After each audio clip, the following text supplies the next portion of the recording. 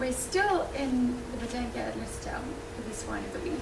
I'm not going to talk about the history of Lustau, the very potted history of Lustau, because you can watch our Oloroso clip if you want all of that. I'm now going to just talk about this amazing wine, which is the Lustau Old East India Sherry. This is a style of sherry that was invented almost by accident. It is a sweet sherry, which means that it's a blend of Oloroso, the very nutty, almost slightly spicy, rich dry sherry, and Pedro Jimenez, the almost ridiculously sweet, raisined sweet wine that they make here.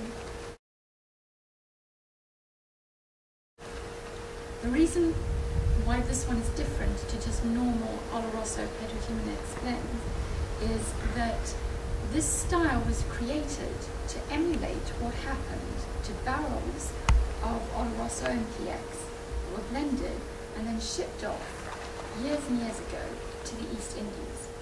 What would happen occasionally was that some of the barrels would actually come back for whatever reason. They weren't consumed on the journey and they weren't left in the East Indies, so they'd sail all the way there and then come all the way back.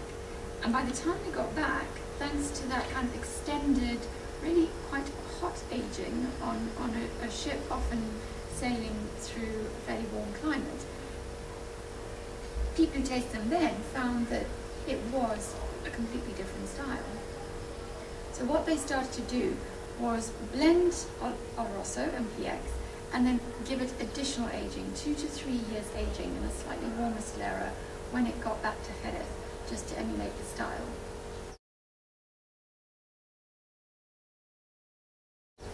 What you get, therefore, is, again, a very spicy, kind of peppery, cuminy nose with dried raisins and nuts. And then on the palate,